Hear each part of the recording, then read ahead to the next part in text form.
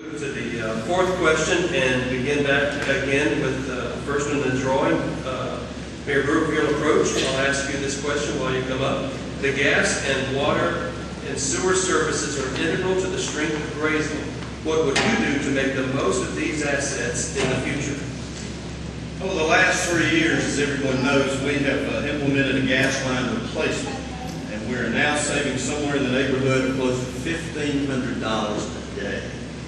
First phase did $1,000. Phases 2 and 3 are now $1,500 a day, close to it every day. That's a saving of our system of over $500,000 a year. But more importantly, it's making our system more efficient, but the most important thing of all is making a safer system, not only for our city, but for our neighboring cities that we service. Now, even though we're just a small fish, so to speak, in a global oil trade, our system is now back in the black. The year before I took over as mayor, we lost over $1.5 million. We just had our audit just a few weeks ago. And this year, we made over $1 million to be reinvested back into the city for the services that we provide for our city. We also took another $1 million and put it back into savings for a rainy day, which we never had the pleasure of doing when we were all elected. We have not gone up on our rates in 3 years, which there's no system in our area that can save that, including our main competition, Alagasco. After losing losing money for the last decade, our water system is at its highest levels with profits and also the quality of service as well. As far as the sewer system is concerned, I've had 4 or 5 companies who specialize in the needs of cities, who help cities our size that have sewer problems. We've already approached Jefferson County sewer system, and we, of course, don't want to have any other additional homes on their system because of the rates and everything that you see. But these companies have come together and have made presentations to our water and sewer board. 2 of the 3 members are competitors of mine in the race, and I've had these great companies come out to solve problems for cities that are our size and larger. Now, they have had phenomenal, incredible track records for success with other cities and boards. But our board has not taken any action to advance any of the proposals that I've made over the last year in regards to our sewer. But on a positive note, our gas and water system is stronger than ever, reliable, and top-notch. And one other thing, too, we've been blessed that every worker that we've had that's retired over the last few years and the workers that we have today can be constantly in touch with 2 ways with over 100 years experience. And some of them are here tonight, and I want to thank them for that. Thank you. Thank you very much. I'll ask Candidate Roy Hawthorne, if you will, to approach, and I'll reread the question. The gas and water and sewer services are integral to the strength of Graysville. What would you do to make the most of these assets in the future? I'm going to jump out the box again. First, when I look at the gas and water utility, we have been blessed. We're going to have some good years. You cannot always depend on that. First of all, you must remember, we are in a global society now. If you heard what the PSC said the other day in the paper, they have increased the rate for Alabama Power. We don't want no surprises. If you don't want no surprises, you must prepare for a change. Not doing the same old thing as you've been doing. That is, I too see that the water and gas should be put on the utility board. You may not know. I feel strongly that all of the gas and water need to be placed on the utility board under the authorization of the city. Because that will not always be with us. We are small. In the future, we can have anyone come in. And I'm not trying to put fear in any of you.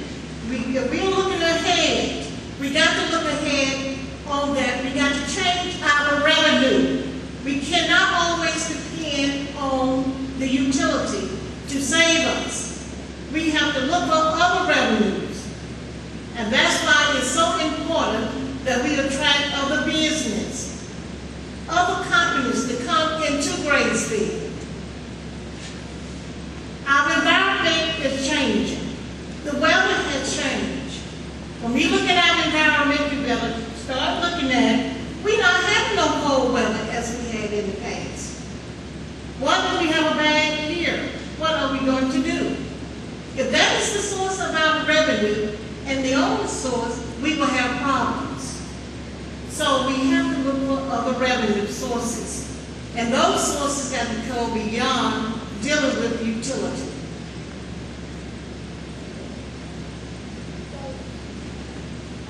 Again, the global companies that are coming in, we don't know when or where it may hit. We must be prepared.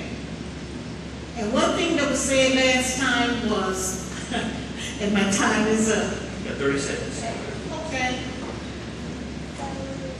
When we look at our neighboring city, I recall when I went to several, I used to love to go to meetings, and one person would always be there with 2 or 3 of his officers from Adamsville. That was Mayor Adams. And he said, Dorothy, you here? He was there at every meeting back in 96, 97, 98.